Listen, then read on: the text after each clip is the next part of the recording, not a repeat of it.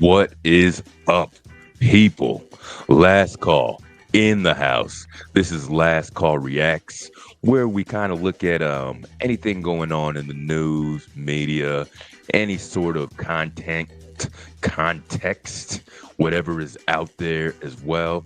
This is what we do. We react to stuff, man. And I got one for you today. As you can tell by the name, it's called Brand Name Horrors. Now, we all got a little history. Remember when I was younger, man, you had to have those Nike swooshes or Reeboks or whatever was popular back in the day. Those had to show and prove. You get a little older, you become a professional. You know, it's not about the brand names as much. It's really about the quality and if it upholds too, man. So this is what we're going to be talking about today. This could honestly go on for hours, but I need to squash that into about 10, 15 minutes for you guys, and then probably transfer it over to the live. As I said, this is Last Call Reacts, where we do some sort of events and stuff. I like to drop a video about 10, 15 minutes once a week on some sort of particular item. This is that. Otherwise, you could hit me with the live on Fridays at 9 p.m., where we, myself and Josephine, the chativist, talk for a long time about a whole bunch of different things as well, and maybe even address this. But enough talk. Let's get into it. Now, remember when you were a kid, man, you really had to have some brand name stuff. And there was a time with sneakers and all that. You could get robbed, get jacked for your sneakers, man. Very crazy stuff. But an article came up that I want to focus on, but perhaps I'm going to focus on it after this, as soon as I get it up here. We've all got secrets, but some secrets are much darker than others. Hugo Boss is a fashion brand associated with wealth, elegance, and status, and is worn by countless prominent celebrities. But this fashion icon has done all it can to hide its dark past from the public eye. This is the story of how Hugo Boss supported Hitler, made the uniforms for the Nazis, and yet somehow cleansed its image and built a global fashion empire. Does it matter? Does it matter its origins of how these brand names, because I'm telling you, a lot of these anything from over 100 years ago, anything from the World War, Civil War, Jim Crow era, will most likely not going to have a great story. And a lot of these guys, there's a documentary, I think it's called The 1%. The grandson of Johnson & Johnson starts examining these questions as well. But we know Hugo Boss.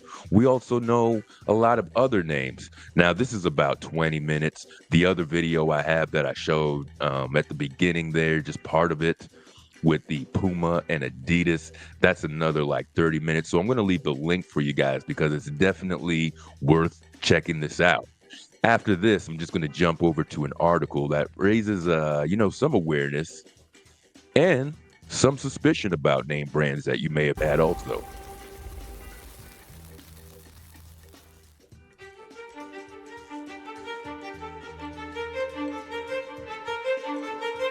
Indeed.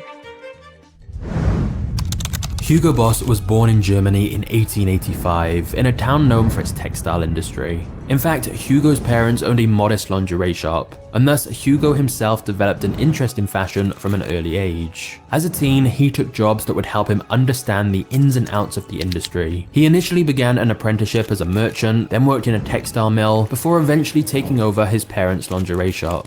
However, soon after Right. Let's just move to part 2 here real quick. As you can tell, there are more parts. And again, I'll leave the link. I know I say that and I put it in a couple days after, but I'll make sure I do that before this video uploads, so it'll be in there.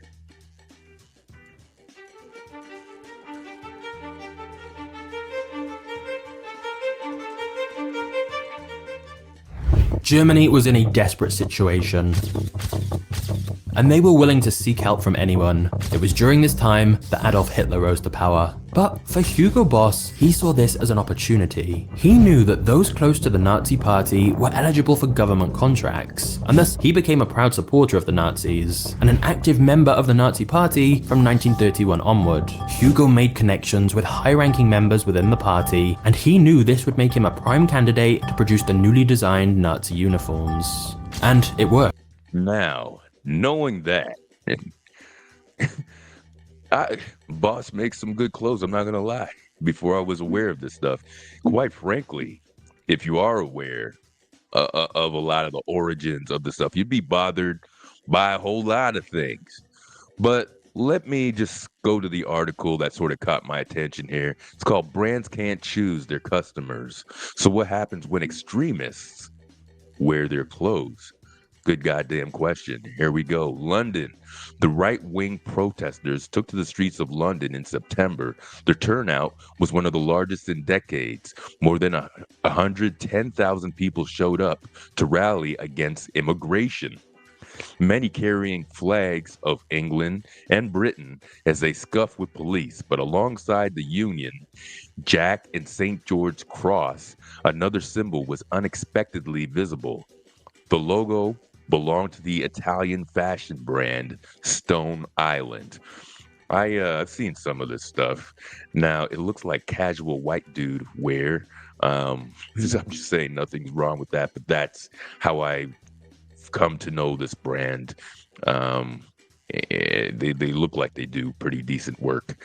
A nautical star and compass overlaid on a button on cloth badge with green, yellow, and black detailing. The design frequently appears on Stone Island clothes, and during the protests, they were worn by Stephen Yaxley Lennon, the far right anti Islam activist and English Defense League co founder, better known as Tommy Robinson, who had organized the march. The logo also appeared on clothes of the protesters and several high profile Robinson supporters, such as the English podcaster Liam Tuff. This wasn't the first time that Robinson, a former member of the British National Party, who has multiple criminal convictions for assault, financial, and immigration frauds, has been seen wearing the label. Robinson has been photographed wearing the brand on several occasions, including in June when he showed up at the magistrate's court on charges of harassment and causing fears of violence, and at another far right rally this July. All right. That is the person there too. Kind of looks like Sean Penn. All right. Maybe that version of Charlie Kirk, perhaps, across the pond. Brands have limited control over the individuals that buy and wear their clothes. Robinson and his supporters have not claimed to use Stone Island logo or his clothes as a symbol for far right views. However, their apparent preference for wearing Stone Island has not gone unnoticed. Robinson's pseudonym is derived from a prominent member with the same name of the Men in Gear organization associated with Luton Town Football Club. He came out of that world, and all that clothing comes with it, says Mahal, the director of research at Hope, Not Hate, a UK based advocacy group against racism and neo fascism. Fascism. Sorry, I mess that up sometimes. Citing brands like Stone Island and CP Company, the two share the same founder. I can't think of a time he hasn't worn those at public events. Now, let's get into another couple things. I'm not going to, again, I might post the article here. It'll be there. The other links will be there from YouTube, so you can check this out on your own. And like I said, we might go through it in the live. Questionable endorsements. Stone Island isn't the only label to have been worn by people associated with extremist movements in years. The Italian brand Loro Piana, which is owned by the world's biggest luxury group, LVMH, I'm sure a lot of you guys know, saw one of its $14,000 parkas worn by Russian President Vladimir Putin during a televised 2022 rally. How about that? It's got to keep all the elements out for a $14,000 winter jacket, for crying out loud. The jacket was identified by public observers, and Loro Piana was heavily criticized on social media for not condemning Putin. Loro Piana declined to comment, and there he is with that ridiculous. That's got to keep you warm. In some cases, specific designs from fashion brands have been co-opted by political groups as their uniforms. In 2020, the British sportswear label Fred Perry temporarily pulled one of its signature polo shirts in black and yellow stripes after it became associated with the Proud Boys, a far-right organization in the U.S. There they go with what's this idiot's name over here? Uh, Enrique. He's not even he's a Proud Boy immigrant. Everything that they're fighting against. Um, Temporarily pulled it because it's associated to the Proud Boys. The unwanted endorsement led one of Fred Perry's ambassadors, train spotting author Irvine Welsh, to say that he would no longer wear the brand's clothing because it has been adopted by the self described Western chauvinistic group, despite its long standing appreciation for the brand's subculture ties. So that's just one of them. I'm sure if you go through a whole bunch of them, here's another one. In 2016, the neo Nazi website declared New Balance sneakers the official shoes of white people. Did you know this? I didn't even know this.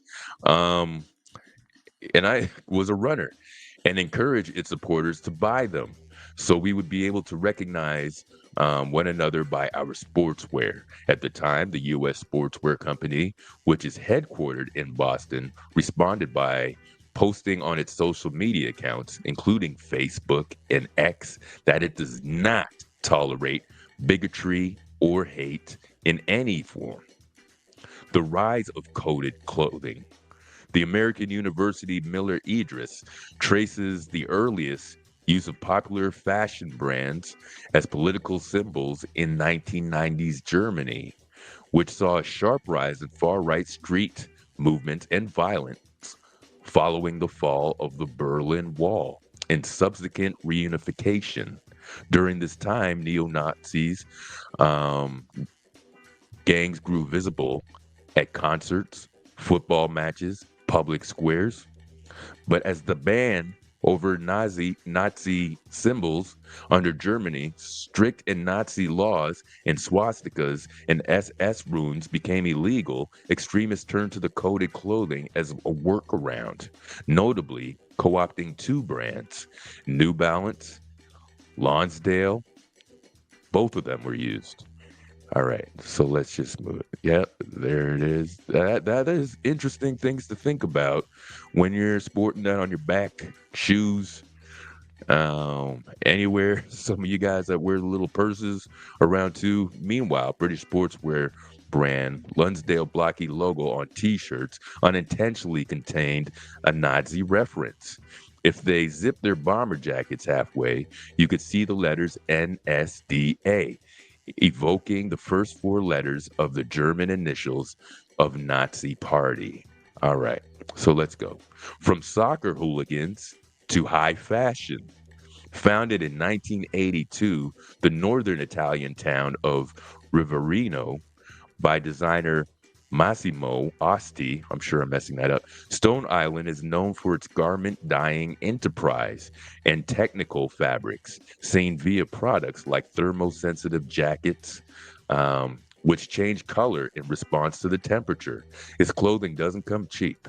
A nylon tunnel down hooded jacket is $1,000. Good Lord. Um, but its investment in material, innovation, and appreciation of the ability and to intertwine with modern culture and contributed to its enduring popularity.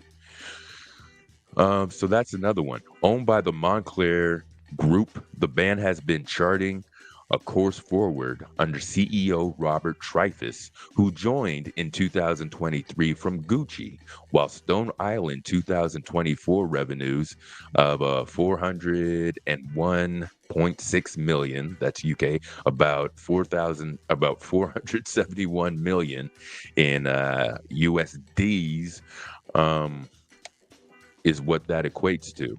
All right. There's another one here. Take, for example, its ad campaign released in 2024, featuring Oasis frontman Liam Gallagher, clearly timed to the band's reunion announcement and Gallagher's status as a longtime fan. The singer, who received his first Stone Island parka, age 7, famously took his prized jacket by the brand on tour in 2017, only to have them stolen. All right. These days, brands count fans as very as the actor Jason Statham, filmmakers Steven Spielberg, Spike Lee, rappers like Drake, Kano, Dave, the soccer player Erling Haaland, heavyweight boxing champion Ollie. I'm killing these names over here, and even the British Prime Minister Keir Starmer. Its a female fan base is also growing and includes the pop star Dua Lipa, who I don't really think has talent over there. There they are. All right. And again, it talks about a little bit much about the Stone Island. So if you want to check that out, I guess I'll leave this um, in the description. But I want to end with this video that you've been looking at, just a couple parts from this, and then we'll wrap it up. Adidas and Puma are two of the world's most iconic sports brands. And yet, they're both based in this tiny town in Germany. That's because these two companies share a very controversial history, filled with betrayal, sabotage, and a sibling rivalry like no other. Adolf and Rudolf Dassler were brothers, but they ended up starting rival shoe companies and becoming bitter enemies. The history of Adidas and Puma was like a lifelong chess match, where both brothers stopped at nothing to try and destroy the other. Even to this day, their family feud still divides the entire town where they were born, with one half backing Adidas and the other backing Puma. This is a story of lies, secrets, and corruption. It spans 2 world wars and uncovers how the founders joined the Nazi Party and produced weapons for Hitler's army. Now, there's another one. Isn't that interesting? Doesn't that sound interesting? Did you know any of this? Do you look past the brands, past the logos to know exactly what you're spending your money on? Is it time to? Remember way back we were happy with Carl Kanai, Fubu, Cross Colors. None of these came from hateful origins. They just went for the style and stuff. But maybe they should have had more causality behind it, more cause and effect for thought. But you can't make brands for those reasons anymore. Or, like the article says, maybe you can. Where does it stop? Do those brands, should they be cut off because they have such horrible history? What are you wearing right now? Are you concerned about this? And this is even more social engineering and more strategy that you actually like these clothes. You're buying it. These are the Nazi uniforms. Hitler's regime have songs like My Adidas, LL wearing the Pumas. Nazis. Hit me up in the comments. Let me know the origins of other stuff. I remember when the internet was becoming more popular and information was going around, Timberland boots supposedly had a meaning. Let me know the real ones, not the ones that are urban legend that come around and just because we think. These aren't proof that they have evil origins. But yet it doesn't seem to matter. It seemed to last, to weather the storm of any political crucifixion or anything too. So I'm gonna post those for you. I do recommend that you check out both the videos, and I'll even slap the article in there for you also. Just a little something for you to know, man. It is October. We are talking about the horrors of stuff. But here's the horrors of some brand name that you should know. What do you think? Thanks for hitting me up. Last Call Reacts. Like, share. Do me a favor, hit me up on that subscribe. Appreciate it and see you on my live. Peace, peace, peace.